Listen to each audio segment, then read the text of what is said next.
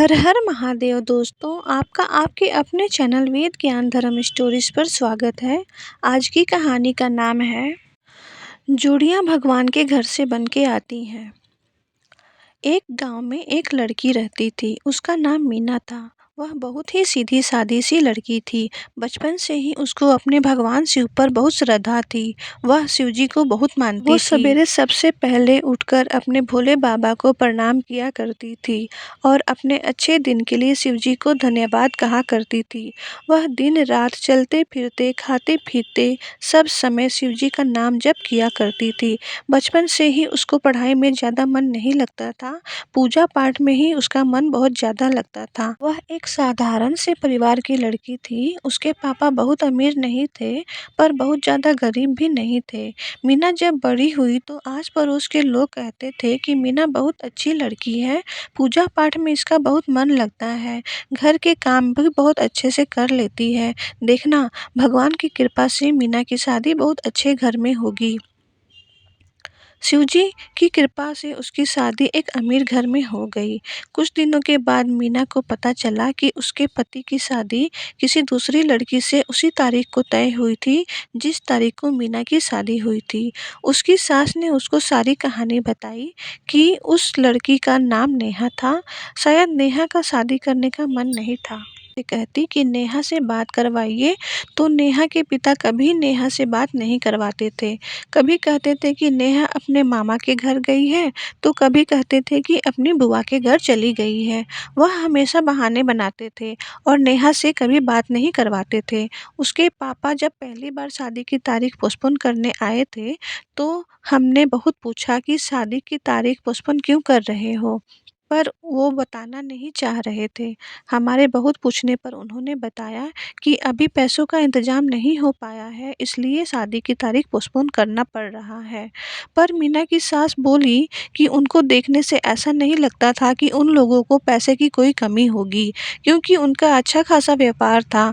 नेहा के पापा फिर 6 महीने बाद दूसरी बार शादी की तारीख पोस्टपोन करने आ गए।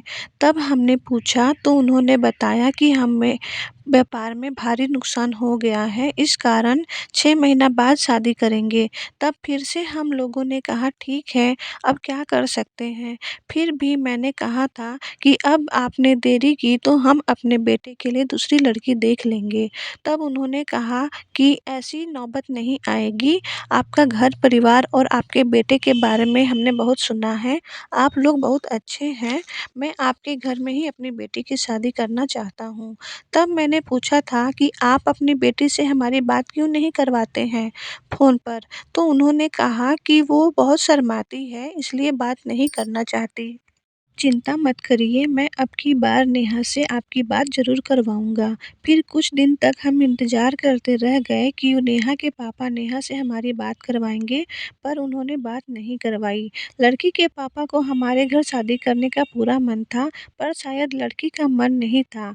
जब तीसरी बार शादी की तारीख पोस्टपोन करने नेहा के पापा आए, तो मीना की सास बहुत गुस्सा हुई और शादी कैंसिल कर दी और बोली कि आपकी बेटी हमारे घर की बहू नहीं बन सकती, आप कहीं और देख लीजिए।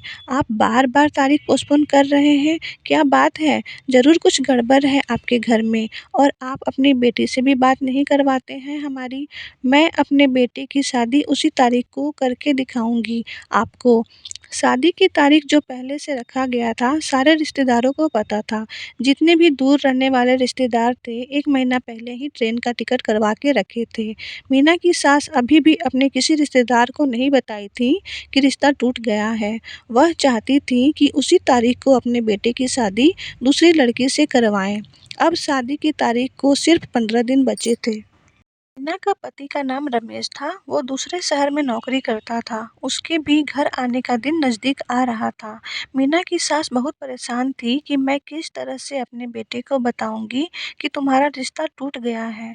वो फ़ोन पर अपने बेटे को कुछ नहीं बताना चाह रही थी। वो बोल रही थी मैं अपने बेटे को अपने पास बिठाकर समझाऊंगी। जब रमेश घर आ गया तो उसकी माँ ने उसका अच्छे से स्वागत किया। रमेश फ्रेश हुआ, खाना पीना खाया, सबसे अच्छे से मिला, फिर अपने कमरे में आराम करने चला गया। शाम के समय रमेश की माँ ने सारी बात बताई और रमेश को समझाई, तो रमेश तो बिल्कुल चौंक गया कि ये क्या हो गया। मन ही मन चिंता करने लगा कि मैं यहाँ काम करता था, वहाँ सबको पता है कि मैं शादी करने घर जा रहा हूँ।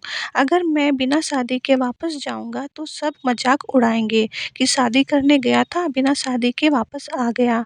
रमेश भी कुछ अरमान लेकर शादी करने के लिए घर आया था कि मेरी भी शादी होगी, मेरी भी जीवन संगिनी होगी, मैं 1 से 2 हो जाऊँगा। अगर शादी तय हो जाती है तो लड़का हो या लड़की, सभी के मन में कुछ अरमान जगने लगते हैं। पर वो सारे अरमान टूटते हुए नज़र आ रहे थे रमेश को। पर वो तुरंत ही अपने आप को सँभाल लिया और अपनी माँ को अपने मन की दशा नहीं बताई। उसने कहा, आपने जो किया है ठीक किया है। रमेश ने अपने आप को सँभालते हुए कहा, माँ आपने जो किया बिल्कुल ठीक किया है। रमेश ने कहा, तभी तो मैं सोचूं कि इतने दिन पहले भी शादी तय होने के बाद भी लड़की ने ना आपसे बात की और ना मुझसे। ज़रूर कोई बात होगी, कोई बात नहीं, जब भगवान की मर्ज़ी होगी तब शादी हो ही जाएगी। इतने में ही रमेश के कुछ दोस्त आ गए रमेश से मिलने। अगले दिन रमेश की माँ ने मीना की फोटो रमेश को दिखाते हुए कहा कि यह लड़की कैसी है देखो तो। रमेश ने कहा, आपको जो अच्छा लगे करो। रमेश की माँ ने कहा, हम लोग कल इस लड़की को देखने जाएंगे। अगले दिन सब लड़की देखने गए। रमेश की माँ ने लड़की वालों को शिव मंदिर में बुलाया था। लड़की समझदार, संस्कारी और गुणी थी। लड़की से रमेश के रिश्तेदारों ने बहुत सारे सवाल पूछा। लड़की ने समझदारी से सभी सवालों के जवाब दिया। लड़की के किसी रिश्तेदार ने लड़के वालों को ये बोल दिया था कि मीना बहुत पढ़ी लिखी है। पर रमेश के रिश्तेदार ने जब मीना से पूछा कि आप कितनी पढ़ी हैं, तो मीना ने सब सच बता दिया। इस बात से रमेश की माँ बहुत खुश हुई। मीना सुंदर तो थी ही, उसकी सच्चाई ने रमेश की माँ का दिल जीत लिया। लड़की सबको पसंद आ गई। उसी दिन मंदिर में ही दोनों का आशीर्वादी हो गया। कुछ दिन बाद तिलक हुआ और पहले वाली तारीख पर ही शादी हो गई। शादी में रमेश के ऑफिस के लोग भी आए थे। सब कह रहे थे कि जोड़ी बहुत अच्छी है।